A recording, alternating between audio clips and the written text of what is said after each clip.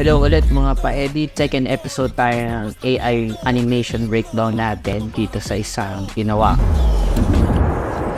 So, last time pinag-usapan natin kung paano tayo nag-breakdown ng layers ng camera para maging mukha silang 3D. Ito, same thing lang din naman yung ginawa ko dito. I broke it down kasi yung camera, ito yung mga characters, 2D flat lang sila. Pero siguro ang magandang maintindihan ng mga non-animators is pag nag-animate ng isang flat image is napaka-importante rin na gumawa ng body para sa isang character na gusto mo lagyan ng movement. So, ayan, gumawa ko ng walk cycle na machine na to. And then, kapag nagawa ko na yun, pinaka-ano ko, bida ka. Naglagay na ako ng mga ibang effects, yung mga yan. Then, comp ako ng storms para naman magkaroon ng dati. Tapos, eto rin, naglagay tayo ng tubig effects. Tubig diesel. And then, syempre, fog.